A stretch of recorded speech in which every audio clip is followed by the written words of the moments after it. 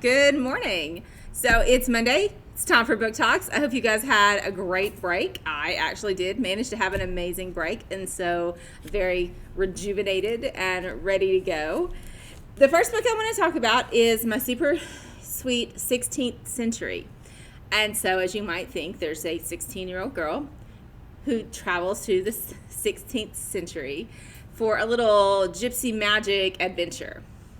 I'm a big fan of time travel. I'm a big fan of romance. I'm a big fan of girls having great friends and cousins who are your friends. And so this book was a win-win for me, so much so that I borrowed it before we even cataloged it.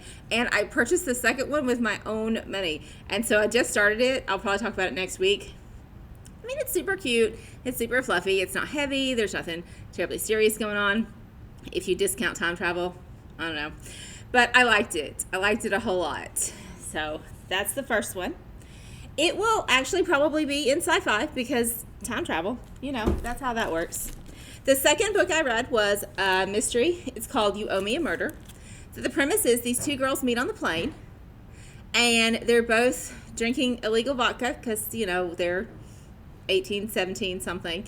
And they joke and laugh and complain to each other, and they plot this whole, you kill this person in my life and I'll kill this person in your life. And one of them thinks it's just a really funny kind of joke, and it's just like, ha, ha, ha. And the other one is a little more serious about it. So, You Owe Me a Murder in the mystery. It was actually pretty good. Wasn't the best mystery I've ever read, but I liked it. All right, so The Invisible Life of Addie Larue. This book is all over Instagram. One of my book clubs is reading this book this month. And so I was very interested in it.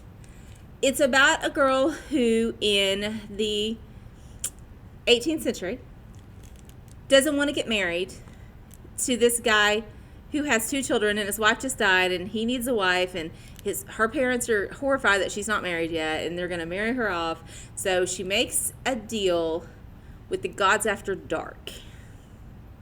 Unfortunately, the deal comes with a price, and the price is that she's invisible. And it's not that people can't see her. As it turns out, it's that people can't remember her. So if she has an interaction with someone and they leave the room, when they come back, they don't know her. You can imagine a couple hundred years of that would be kind of trying. So the premise is great. Some of the writing is great. She's a beautiful writer. The story just plodded along for me, though. Like, I really wanted more things to be happening more quickly. It was not my favorites, even though it's beautiful. It's a beautiful book. It was beautifully written. But I just can't give it a glowing review. Sorry. I wanted to. I really did. But I can't. Also, another book all over social media. I guess maybe just my social media because I follow a lot of book sites, probably. You may have never seen this book on your social media, but Mexican Gothic. Gothic is referring to that sort of old age book genre where people are being gaslit, if that's a term you're familiar with. So they're like, you're going crazy because I keep telling you things that don't match with your reality. And you're going crazy because other people are literally making you crazy through maybe a chemical reaction or circumstances or going in your room and moving stuff and then saying no one was in your room. And so you feel like you're crazy. And I really thought that that's where this book was going. It pointed that way. This young girl actually goes to visit her cousin who is newly married. The cousin has managed to get out a letter to the girl's father, and it says that crazy things are happening and the walls are talking and she feels like she's losing her mind. And so the dad sends his daughter to go check on his niece. Well, that doesn't go well because then the daughter's in the middle of it too. So now two young girls are trapped in this crazy house.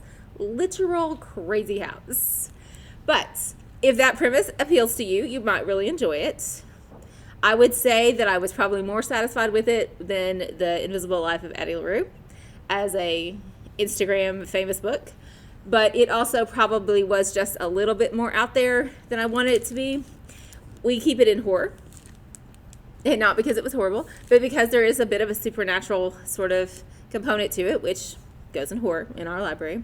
We have some pretty hard and fast rules that we like to play fast and loose with sometimes, but this one made it into horror. So any of these books look more appealing than I've maybe made them sound, you come check them out. You come check out anything else. The library is so full of books, and they need attention. Seriously, lonely books around here, okay? Come check out some books. We hope to see you soon.